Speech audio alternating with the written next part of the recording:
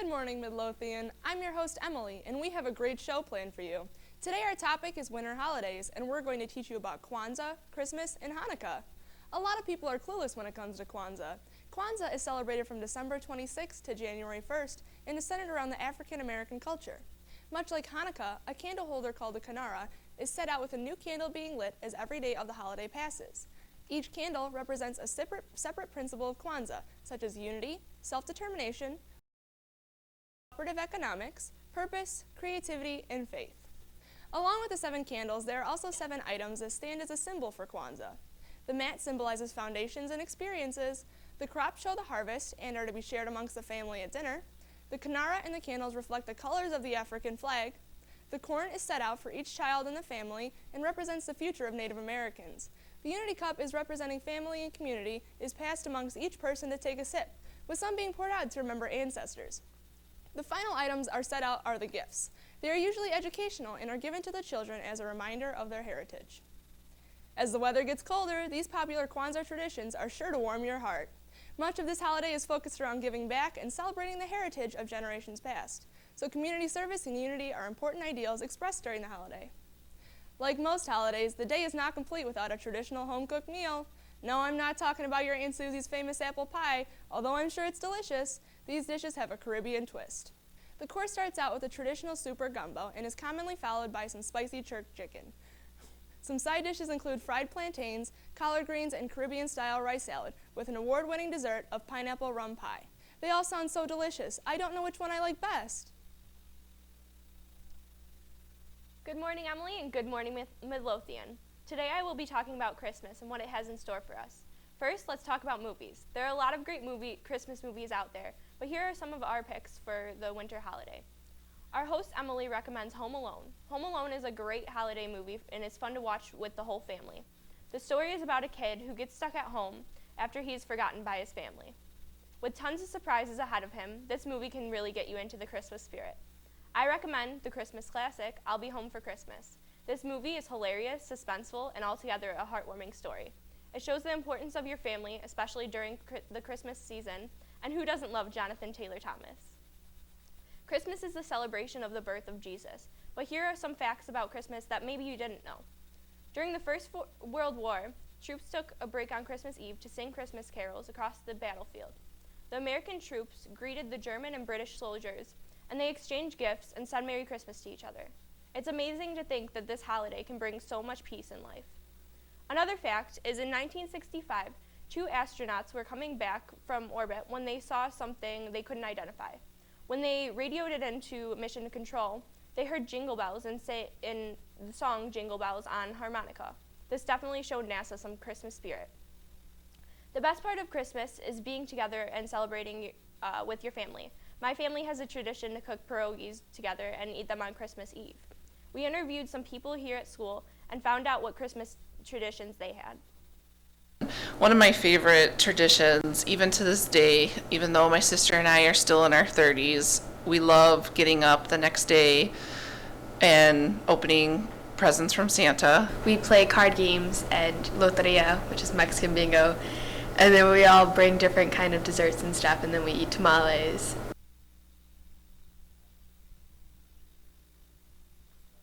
Whether it's singing Christmas carols, sitting by the fire, or drinking hot cocoa and watching Christmas movies, everyone has their own special traditions to make the holiday special. Maybe it's cold outside, so here are some tips to stay warm during the winter. Sitting on the couch, wrapping yourself up in a warm blanket, and drinking some coffee or hot chocolate can help you stay warm, nice and warm during the freezing winter. I love sitting on the couch watching Christmas movies and drinking my peppermint mocha latte. Another way to stay warm if you don't have a fireplace is to get a space heater to maintain the warm temperature. If you're going outside, always remember to bundle up in a coat, hat, and gloves. Although it won't feel like the tropics, you will be nice and toasty on any cold winter day. That's the news for today. We'll be right back after this quick break. Are you really who you are, or do you just portray the stereotypes you are given? Jock. Conceited. Bully. Stereotypes. Soft-spoken. Artistic. Wannabe. Stereotypes. Smart. Nice. Geek. Stereotypes. Popular, snobby, perfect. Stereotypes. When you step out of the crowd, are you really that much different? Be yourself. Above all, let who you are, what you believe, shine through every personality to be an individual.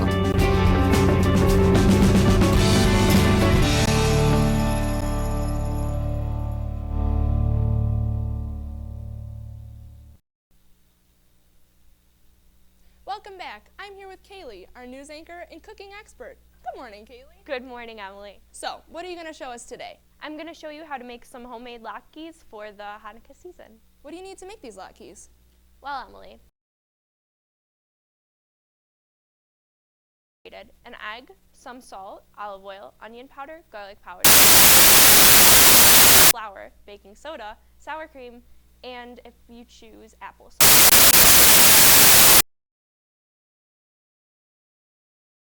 Then we're going to grease the baking sheets with olive oil. I can do that.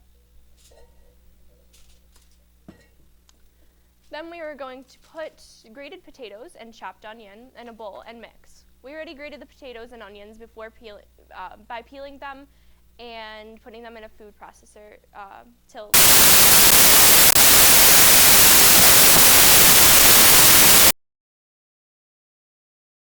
mix well. Can't wait to try these. There you go. It sure does, Emily.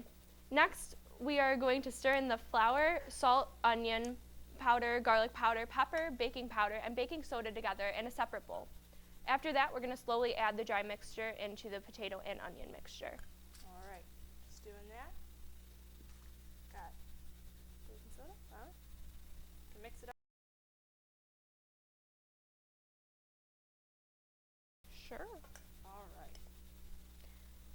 Next, we're going to mix it up until we don't see the dry ingredients, and then we're going to add an egg in there and stir it with a fork. I'll do that for you.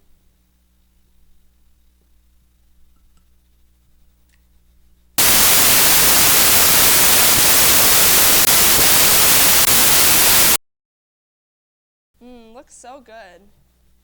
Once we get all the egg and dry ingredients stirred together, we can start making the latkes. Great. This looks perfect. Real good. You can measure it out.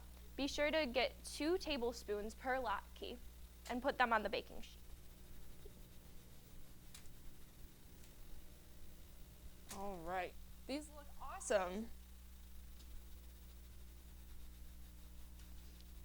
After you have the mixture on the baking sheet, put them in the oven for about 22 minutes until crispy, turning them about every 10 minutes with a spatula. After time is up, take them out of the oven and enjoy. You can also use sour cream or applesauce to make the latke even more enjoyable. They look great. Can I try it with some sour cream? Of course.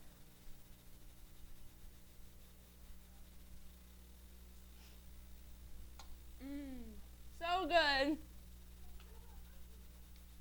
Do you want to try it now? Sure. I'd love to. Really delicious and easy to make. Well, that's all the time we have today. Make sure you check in on our additional content, including comedies and suspenseful short films at www.bdtv.net.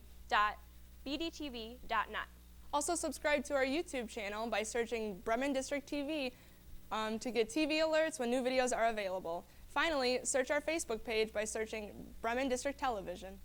Thank you all for joining us, and we hope you have a very happy holiday. Make sure to tune in next month to see what we have in store for you.